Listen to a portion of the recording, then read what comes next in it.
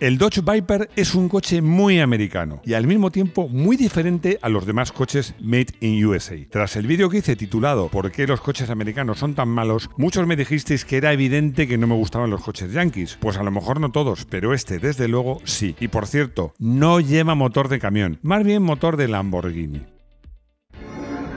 Desde Disneyland París y junto al Jeep de Indiana Jones, bienvenidos a Garaje Hermético. Enciérrate con nosotros.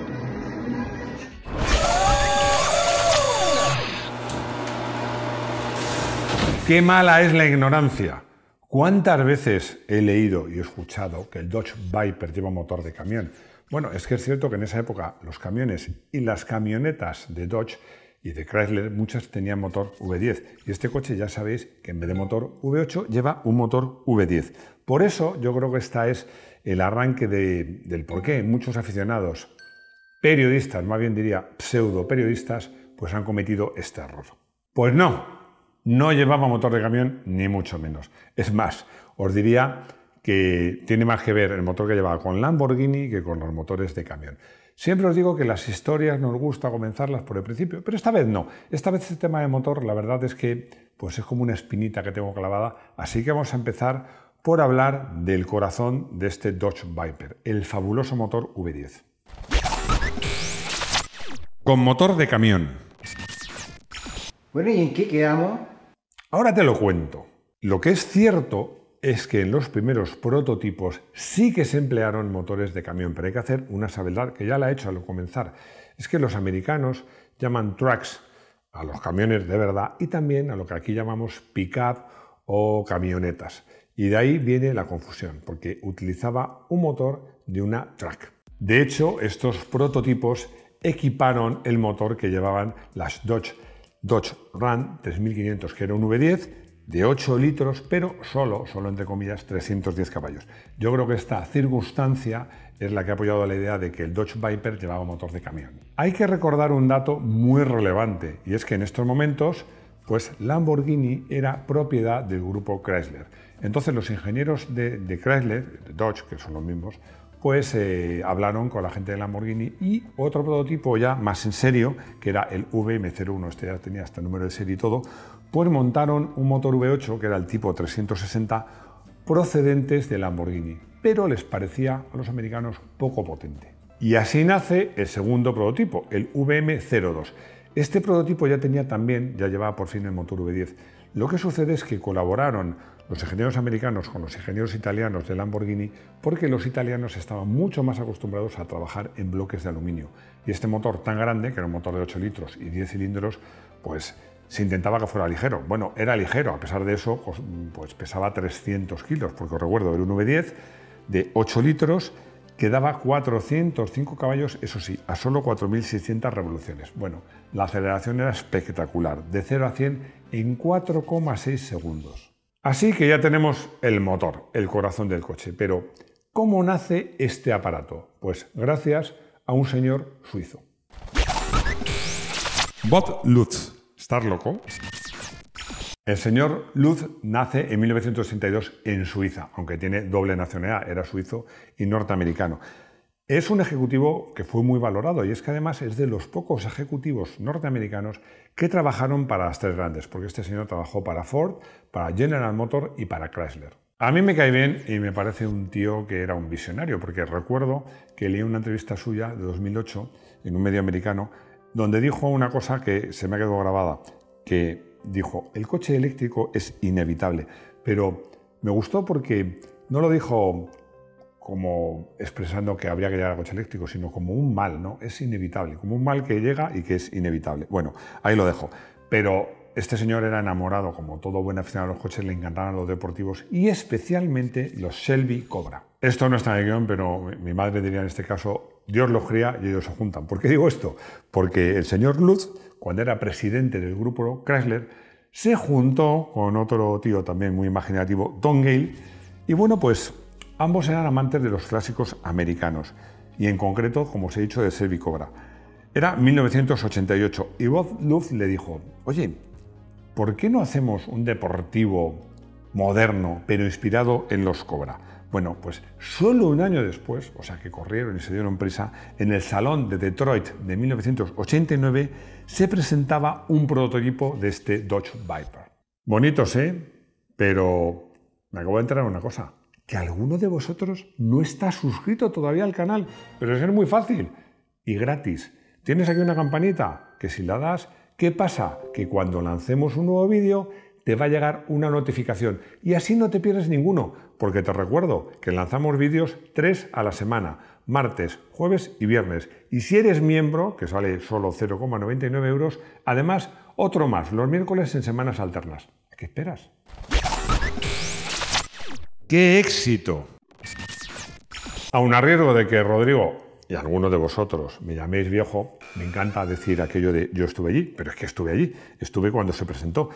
Además se presentó en el Salón de Detroit, que para los europeos, bueno, para los europeos no, para los españoles, es una faena, porque ya sabéis que los Reyes Magos, que a Rodrigo no le gustan nada, a mí me encantan, porque es en España cuando a los niños pequeños, a los niños, les traen juguetes, pues claro, en Norteamérica no se celebra. Y el Salón de Detroit era el primer salón del año. Es que abría sus puertas el día 2 por la mañana, con lo cual te tocaba viajar el día 1 de enero todavía con la resaca. Pero en este caso, aunque solo fuera para ver este coche, mereció la pena. Y es que este coche, este prototipo, gustó a todo el mundo. Como se suele decir, éxito de crítica y de público. Porque el público hacía colas para ver el coche y toda la prensa lo puso por las nubes. Bueno, la verdad es que tal fue el éxito que Lutz inmediatamente dio luz verde al proyecto. Pero ojo, no solo dio luz verde, puso a trabajar 85 ingenieros en ese coche, que tenía que ser muy especial. Y trabajaron duro porque os doy un dato. Fijaos, en 1991, o sea, muy poquito después, el propio Carroll Shelby conducía un Dodge Viper de preserie como coche, como safety car, en las 500 millas de Indianápolis. Y solo un año después comenzaba la fabricación de este aparato, de este coche que a mí me gusta tanto. Demasiado de carreras. Estos 85 ingenieros hicieron exactamente lo que Bob Lutz les había encargado. Un coche de carreras matriculable, pero bueno, pues se les fue la mano porque el Viper, el primero, el RT-10, no es que fuese un coche incómodo, era un verdadero potro de tortura. El chasis era tubular, era ligero y rígido, muy rígido, sobre todo para tratarse de un coche americano.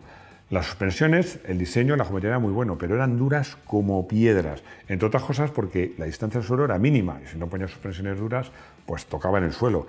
Bueno, es que cualquier badén, o como se llama aquí, guardia tumbado, bueno, era una trampa mortal para el Viper, que yo los he visto, se quedaban colgados en medio. Fijaos hasta qué punto llegaba la cosa, que es que inicialmente las puertas no tenían cerradura. Para poder abrirlas, pues tenía unas ventanas de vinilo con una cremallera, que había que abrirla, meter la mano y abrirla por dentro. Un verdadero lío. Y la habitabilidad, el coche era muy grande, pero el hueco para el piloto y el pasajero era muy pequeño. Ojo, me explico, que yo a pesar de medir casi 1,90, no es publicidad, 1,87, pues cabía en este coche, o sea que el coche era habitable, pero es que ibas enfundado, porque por un lado tenías el cambio, que era enorme, hasta la palanca de cambios, tenías un túnel y el túnel de transmisión, el árbol de transmisión, era enorme, muy ancho. Y por otro lado, claro, el vano de las puertas, como el chasis, por ejemplo, como le pasaba al Mercedes 300, al alas de gaviota, era muy ancho porque el chasis era tubular, no era la carrocería. Entonces es que iba, bueno, meterse en el coche costaba un montón. Y una vez que te metías te daba la sensación de que estabas ahí encajonado. Y a pesar de todo, ni la estrechez ni la dureza era lo peor. ¿Qué era lo peor? El calor. El calor que salía, estabas ahí encajonados y el motor V10 desprendía un calor enorme. Es que pasabas un calor terrible incluso en invierno. Y lo peor de todo es que la opción del aire acondicionado, que para mí era absolutamente imprescindible en este coche, se hizo esperar hasta 1994. ¿Un coche duro y peligroso? Seguimos describiendo este coche que era duro, era para hombres duros, porque la dirección era muy directa y era asistida, pero era dura, muy dura. El embrague tenía un corto recorrido, muy corto, pero era duro, muy duro. El cambio de 6 marchas era manual, era rápido, era preciso y era duro, muy duro. Y las suspensiones tenían un diseño excelente, pero como os he dicho, eran duras, muy duras. Realmente había que estar fuerte de verdad para poder conducir rápido un Dodge Viper. Las ruedas, yo no hablaría de ruedas, hablaría de rodillos. Ojo, que estamos hablando hace 30 años, pero eran unas 275/40, o sea, perfil 40, en llanta de 17 delante y detrás 335, perfil 35 más bajito, también en llanta de 17. Bueno, además, para hacerlo todavía más agradable, los escapes no iban por atrás, iban en los lados, al lado de la ventanilla, emitían un ruido ensordecedor. Así que, bueno, unos ocupantes encajados, sin espacio vital, un horno, todo duro, una tortura, sí, una maravillosa tortura. Yo creo que por esto es una de las cosas por las que este coche me gusta tanto. Alguno pensará que soy masoquista, pero bueno. Incluso para su época, bueno, en su época era un coche ligero, porque 1.500 kilos, en su época no era tan ligero, aunque no un coche grande con un motor V10, pero hoy día sería un peso pluma. Y os recuerdo que el motor tenía más de 400 caballos y el par era 630 Nm. Bueno, con esos rodillos en las ruedas y sin electrónica, desde luego, era un coche para hombres duros y no para novatos. La primera vez que probé este coche fue en una presentación nacional, que lo conduje, que era, hoy he hablado de Ronda, por cierto, en otro vídeo, vuelvo a hablar de Ronda, por las carreteras de la serranía de Ronda.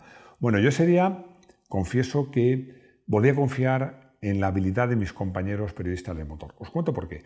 Fuimos con este coche grande, pesado, muy potente, muy duro, por carreteras estrechitas, muy estrechas de la serranía de Ronda, lloviendo a mares, sin electrónica, con esa rueda de 335 detrás.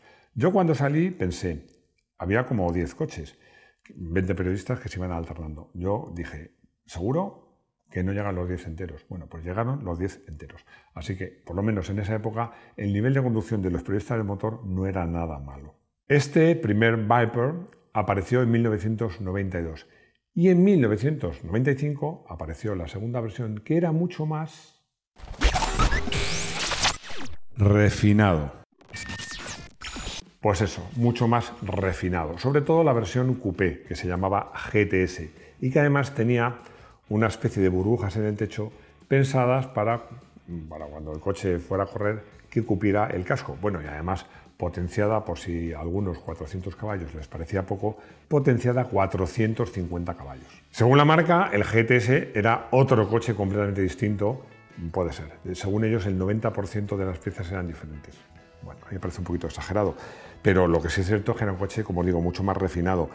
También en el equipamiento, porque este coche llevaba cierre centralizado, bueno, aire acondicionado, que lo necesitaba, elevarunas eléctricos, radio con CD, ahora no se lleva, pero entonces era lo más, airbags. Y un lujo para ese coche, los asientos llevaban cinturón incorporado. Y en 1996 nace una versión muy especial y muy bonita, que es la GTS-R, destinada a la competición. Bueno, estos coches todos se les preparaba, pero ya de serie ofrecían 470 caballos. El motor se podía preparar, pero en la categoría de GTs la carrocería no se podía tocar. Por eso lo más llamativo de este coche era el paquete aerodinámico, que incluía un spoiler delantero impresionante y un alerón trasero más impresionante. Lo señalo porque aquí lo podéis ver. Luego os lo enseñamos más en detalle. Los GTS-R del equipo Oreca Chrysler ganaron los campeonatos FIA GT entre 1997 y 1999 y acabaron primero en su categoría en las 24 horas de Le Mans de 1998 y 2000. Y en 2002 fue lanzada una nueva generación que se mantendría viva hasta 2006, cuando fue relevado por el Viper SRT10 Coupé. Malditos airbags. Repasar todas las variantes que ha habido del Viper, eso sí que nos llevaría más de un vídeo muy largo. Lo que sí, antes de dejar el tema, antes de llegar a cuando el coche se deja de fabricar, sí que quiero hacer mención a la última versión que se fabricó, que era el SRT GTS, con 649 caballos, 814 Nm, bueno, llantas enormes de 18 y 19 pulgadas, unos discos enormes, bueno, un verdadero aparato que tuve oportunidad de probar y que superaba en todo al original. Bueno, en todo, pero a lo mejor para algunos era hasta demasiado cómodo. Y en 2017 deja de fabricarse el Dodge Viper. Os preguntaréis por qué. Pensaréis, bueno, porque era caro de fabricar, no era negocio, no se vendía. Bueno, yo os voy a contar la versión oficial. En ese año habían cambiado mucho las cosas y el grupo Chrysler pertenecía al grupo FCA, que es Fiat Chrysler Automobiles, cuyo CEO, el jefe máximo absoluto, era el italiano Sergio Marchionne. Para justificar la desaparición de este mito, pues dio dos argumentos: su bajo nivel de ventas y otro argumento que voy a leer literalmente: la obligación de instalar airbags de cortina en todos los coches a partir de dicho año. A mí, honestamente, esto me suena a disculpa, simplemente sería poco negocio y ya está, porque que vendían pocas unidades, hombre, estos coches, ¿cuántas unidades quieres vender? No es un coche utilitario que le lleve todo el mundo por la calle. Y lo de los airbags me descoloca. O sea, que eres capaz de hacer un coche con chasis de aluminio, frenos en las suspensiones, un motor V10, y no eres capaz de ponerle unos airbags de cortina. Yo no me lo creo. Me encanta este coche porque tiene personalidad, tiene carácter y luego tiene un rasgo que os lo he dicho nada más empezar. Es un coche muy americano, pero siendo muy americano, distintos a los típicos deportivos americanos. Y eso que no hemos hablado de estética. Bueno, la estética es muy opinable, aunque yo digo que hay coches bonitos para todo el mundo, porque el Miura seguro que os gusta a todos. Pero bueno, es que este coche, aunque no te parezca bonito, seguro que te parece brutal. Bueno, y es que además me acuerdo de un diseñador que me dijo un día: mira, para diseñar un coche deportivo hay algo que funciona siempre. Poner un capó largo, muy largo. Bueno, pues el del Viper mide más de 2 metros. Es un coche espectacular. No me voy a conformar con un coche del día, ni con 2. ¿Por qué? Si tengo 3. Además los tengo aquí porque voy a hablar de los coches del equipo Oreca que coparon las 3 primeras posiciones en su categoría en Le Mans en 1998, que los reprodujo los 3 la marca Flycar Model en una serie que se llamaba Historical Stints. Bueno, la verdad es que yo creo que iba a decir algunas cosas, los estáis viendo. No son bonitos, son preciosos. En el consultorio, Ramón me pregunta si los spray antipinchazos funcionan. Bueno, te puedo responder, porque justo ayer salía con mi coche, tiene una rueda baja de presión y le apliqué un spray antipinchazo. Funcionan y funcionan muy bien. También que a veces se te olvida que una vez que lo das y puedes seguir el viaje, lo suyo es llevar el coche a que te reparen la rueda y revisen que está correcta. Pero vamos, para tu tranquilidad. Yo los uso en moto y en coche, funcionan. Paco me pregunta si es normal que con una grieta en el parabrisas no le pasen el DTV, porque la respuesta está clarísima, es normal. No te van a pasar el DTV con una grieta. Yo tengo que pasar el DTV de uno de mis coches y primero tengo que cambiarle el cristal. ¿Por qué? Bueno, yo no comparto, porque además hay grietas y grietas. Supuestamente porque puede romperse en cualquier momento. Yo creo que hoy día con un parabrisas laminado eso no es así. Pero bueno, esa es la idea, que se supone que es peligroso ir con un parabrisas con una raja. Ya hemos llegado al final de un vídeo que tenía muchas ganas de hacer porque me quedé con un poquito de mal sabor de boca con el tema de los coches americanos, porque es verdad que yo considero que en general son peores, pero también considero que hay coches americanos que son extraordinarios, son mitos, son coches que me encantan y en concreto, no sabría decir que si el que más pero de los que más seguro, el Dodge Viper. Espero que os haya gustado, espero vuestros comentarios, vuestras sugerencias, vuestros likes, todo eso y sobre todo os quiero dar las gracias por seguirnos, por estar ahí. Y nada, espero que nos veamos de nuevo en nuestro garaje hermético. ¡Hasta pronto!